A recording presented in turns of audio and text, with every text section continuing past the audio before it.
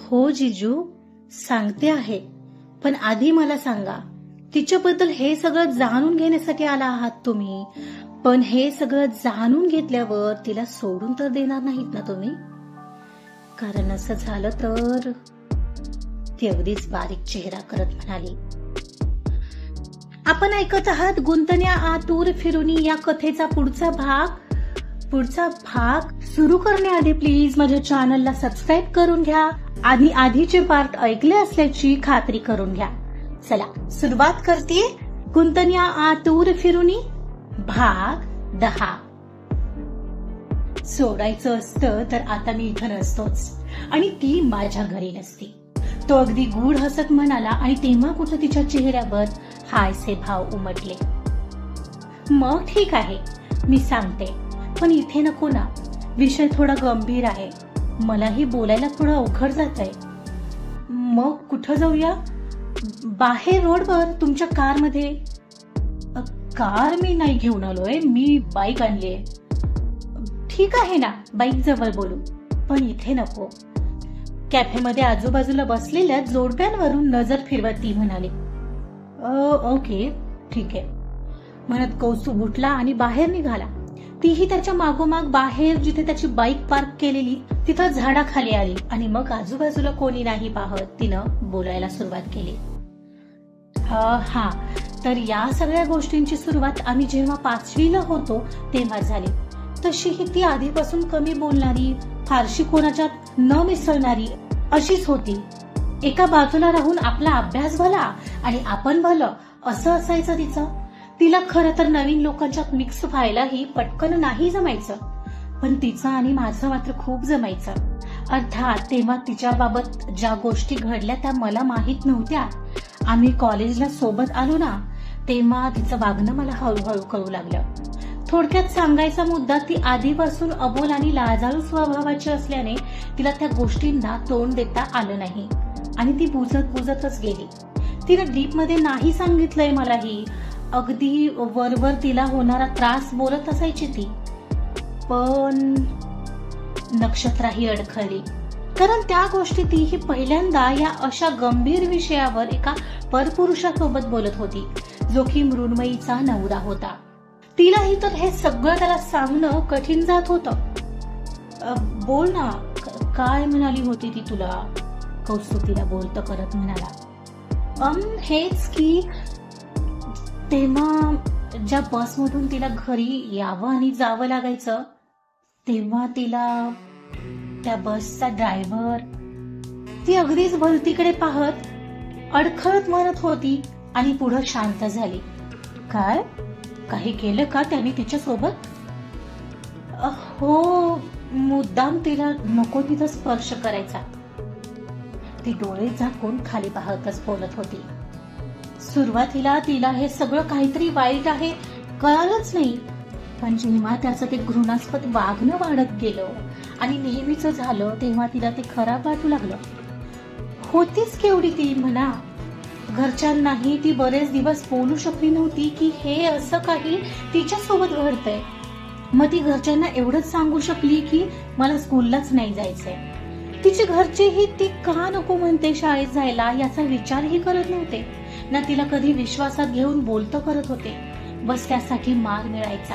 मग कधी कधी जबरदस्तीने तिला शाळेत जावं लागायचं आणि नको त्या प्रसंगांना पुन्हा पुन्हा सामोरे जावं लागायचं. बापरे, शी, किती नीच लेवलचा असेल तो ड्रायव्हर. मग कळालंच की नाही कोणाला की तो नालायक माणूस असा वागतोय मुलींशी? हो कळालं ना, जेव्हा एका मुलीने हिंमत करून कंप्लेंट केली तेव्हा. मग तेव्हा कुठं तिनं घरच्यांसमोर तोंड उघडलं.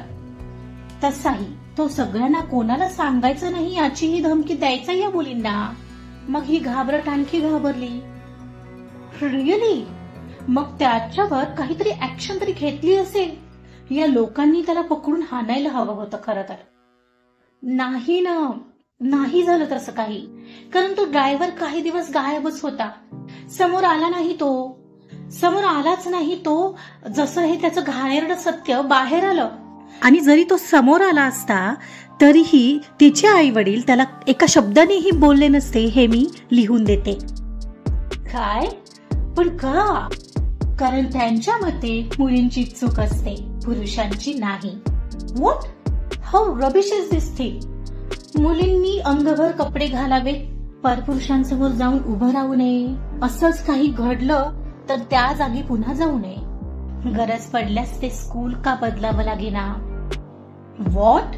म्हणजे तिचं स्कूलच्या लोकांनी गर्ल्स हायस्कूलला घातलं.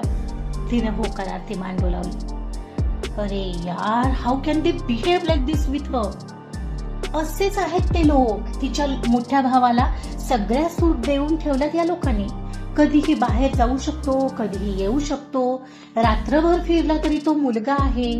मग माघारी काय करतो हे सुद्धा पाहत नाहीत. बस मुलीने नाही चुकायचं.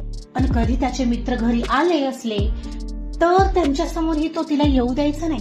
कधी हॉलमध्ये अभ्यास करत बसली असली तर तिला आत पिटळून लावायचा. तिला असं ट्रीट केलं की जणू काही मुलं वाईट असतात, त्यात ती अगदीच जन्मजात सुंदर. मग तिचं ते मूर्तिवंत सौंदर्य लपवण्याचाच प्रयत्न पुरेपूर केला तिच्या घरच्यांनी. कारण तिच्या बाबत समाजात अशी काही चीतू झाली असती तर ती नको होती त्यांना. आणि कदाचित ती कोणाच्या प्रेमात पडू नये हे सुद्धा कारण असेल. पण तरीही एवढ्या एका घटनेच्या अंदाजाने ती सगळ्याच पुरुषांना कशी काय जज करू शकते? अहो, हे इतकंच आहे असं कसं वाटतंय तुम्हाला? अहो जीजू, प्रत्येकाची मानसिक क्षमता समान नसते. म्हणजे बघा, ऑफिसमध्ये एखादा खडूस बॉस असेल तर तो सगळ्यांना ओरडतो. मग तो ओरडताना हा नाही विचार करत की समोरचा व्यक्ती कसा आहे, तो हे सगळं झेलू शकेल का? नाही, तो बोलतो. पण याचा परिणाम सगळ्या एम्प्लॉईजवर सेम तर होत नाही ना. काही जण त्रासतात आणि काही जण त्रासून जॉब सोडून देतात. काही जण काम करता करता त्याला माघारी शिव्या देतात आणि काही जण असे असतात जे त्याची खिल्ली उडवत राहतात, त्याला नावं ठेवतात. अगदी कामही करत नाहीत पण तिथेच आरामात राहतात. मग असं का झालं? ओरडला तर तो सर्वांना समान होता ना. याचं कारण प्रत्येकाची सहन करण्याची मानसिक स्थिती समान नसते. इथे मृण्मयी मानसिक दृष्ट्या तेवढी सक्षम नव्हती की या सगळ्याला पॉझिटिव्हली घेऊ शकत होती. बघा ना, त्याच सेम घरात तिचा बेताल वागणारा भाऊ आणि तिला मात्र बंधनं. दोघांना दिली जाणारी वेगळी वागणूक आणि घराबाहेर असणारे नराधम या न त्या कारणाने कधी बातम्यांच्या रूपात तर कधी चर्चेच्या रूपात तिच्या समोर येत होते. मग काय विचार करणार होती ती? माहितीये, 7वीला जाते आणि घडलेल्या त्या गोष्टींना विसरते तोपर्यंत सोसायटीमध्ये राहणारी तिच्याच एका मैत्रिणीवर होणारा रेप पाहिला होता तिला. नेमकी तीच सोबत होती. लपाछपी खेळत होत्या त्या गार्डन मध्ये आणि ती लपलेली म्हणून वाचली. ओह शिट, तिनं ते सगळं पाहिलेलं. कौस्तुभचा हात आता मात्र डोक्यावर गेला. हो जीजू, त्यातूनच तर बाहेर यायला तिला फार वेळ लागला. जसं काही झालंच नाही असं वागायला मजबूर केलेलं तिच्या आई वडिलांनी. कसल्याही पोलीस चौकशीला तिला सामोरे जाऊ द्यायचं जे नव्हतं.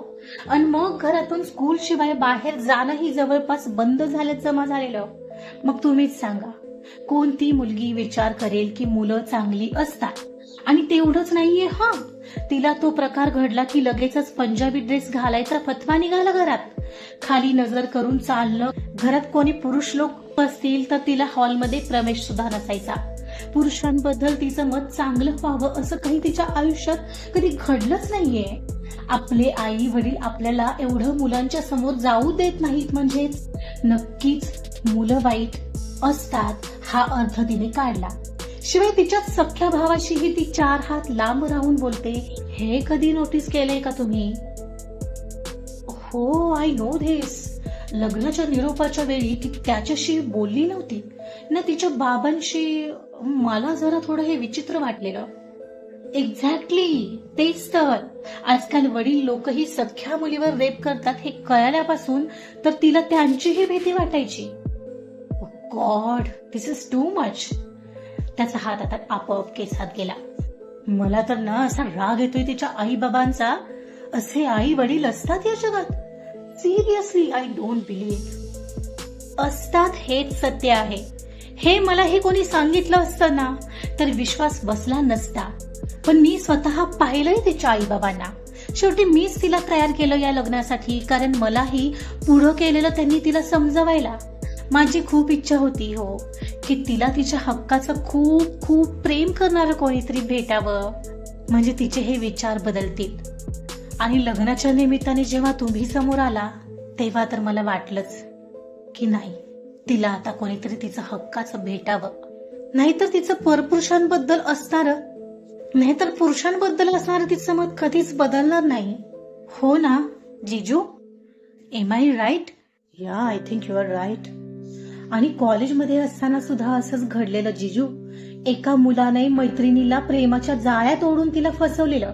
तेव्हापासून प्रेमाभिमाच्या भानगडीत सुद्धा ती कधी पडलीच नाही. तिचा विश्वास उडाला होता. आणि तरीही बर का, एक मुलगा आम्ही कॉलेजमध्ये असताना वेड्यासारखा तिच्या पाठीमागे लागलेला. ते की मीच म्हणत होते जा पळून त्याच्यासोबत, कदाचित तो तुला हवं ते प्रेम देईल. पण क्षिप्रा ऐकेल ती कसली? नाही, ती तर मानलीच नाही. तिने तिच्या बाबांना कंप्लेंट केली आणि तिच्या भावाने कोणाच्या तरी ओळखीने त्यालाही बदडून काढलं. तो विषय तसा संपवला तिने. मग सांगा जिजू, तुमची मृण्मयी कदाचित दुबळी झाली आहे नव्हे, तिला तसं बनवलं गेलंय. त्यात तिचा काय दोष? यातून तिला आपण सक्षम बनवलं तर तिला अधिकार नाहीये का जगायचा? हो, पण फक्त आपल्याला ते वाटून काय उपयोग? तिनंही तसं बनायला नको का? हो बनेल ना, का नाही बनणार? तिला आपण मदत करायला हवी. तिला अपेक्षित विश्वास दिला ना आपण, तर बघा ती बदलेल. लग्नानंतर मुलीसाठी एकच व्यक्ती जवळची असते जिजू, ती म्हणजे तिचा नवरा. तिचा नवरा ठामपणे उभा राहिला ना तर ती काही करू शकते. आतापर्यंत तिच्या मागे कोणी ठामपणे उभं राहिलंच नाहीये जिजू. तुम्ही राहून तर पहा, बघा. म्हणजे बाकी अभ्यासातही खूप हुशार आहे ती. तिचा जॉब ही खूप मस्त हँडल करायची. बस तिचा एकच वीक पॉइंट आहे, तो की हा जो आपल्याला काढायचा आहे. मग ती आपल्यासारखी नॉर्मल झालेली असेल. आय विल ट्राय, तो मान डोलवत म्हणाला. थँक्यू जिजू, थँक्यू सो मच. तुम्हाला सांगू शकत नाही मला आज किती आनंद होतोय. मी हवी ती मदत करायला तयार आहे जिजू, हे कधीच नका विसरू. तुमची मृण्मयी सध्या मनाने दुबळी आणि कमकुवत असेल, पण ती प्रतारणा करणारी, तुम्हाला फसवणारी, कपटी अशी बिलकुल नाहीये. सध्या तिच्या समस्यांशी लढते ती, म्हणून कदाचित अशी वागत असेल. पण तिच्या आयुष्याला योग्य दिशा मिळाली ना तर ती नक्की बदलेल. आणि जर असं झालं तर माझा इतका आनंद या जगात कोणाला झालेला नसेल. ऍक्च्युली मलाही. Thank you so much. मी तुझ्याशी या विषयावर बोललो नसतो ना तर माहित नाही मी काय काय विचार करत राहिलो असतो. बट आय प्रॉमिस यू, मी तिची साथ कधीच सोडणार नाही. तिच्या आई बाबांना त्यांची चूक जाणवून दिली तर माझं नाव कौस्तुभ देवधर नाही. तो एक सुस्कारा सोडत दूर कुठेतरी पाहत म्हणाला, चला मग निघते मी आता. बापरे, 8:45 होत आलेत. मला आता निघायला हवं. अरे बापरे, 8:45? इतका वेळ बोलत होतो आपण. वेळ कसा गेला कळलंच नाही. मी सोडू का तुला? सोडा म्हटलं ना तरी नाही सोडू शकणार आहात तुम्ही, म्हणत ती हसली. म्हणजे मी समजलो नाही. म्हणजे मी माझी स्कूटी घेऊन आलीये जिजू. चला बाय. ओ अच्छा, बाय बाय. तिला बाय केलं तशी ती काहीच अंतरावर लावलेली तिची स्कूटी घेऊन ती नजरेआड झाली. कौस्तुभ मात्र काही क्षण तिथेच थांबलेला, मनाशी काही ठरवत होता. एवढ्यात त्याला बाबांचा कॉल येऊ लागला. तेव्हा त्याला आठवलं घरी जेवणासाठी वाट बघत असतील. त्याने पटकन फोन कॉल उचलला. आजचा पार्ट इथंच संपलाय. काय ठरवलं असेल कौस्तुभने? दुबळ्या झालेल्या मृण्मयीला तो मदतीचा हात देईल का?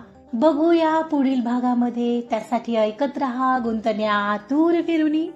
कथा आवडत असेल तर प्लीज लाईक करा, सबस्क्राईब करा आणि शेअर सुद्धा करा. Thank you so much.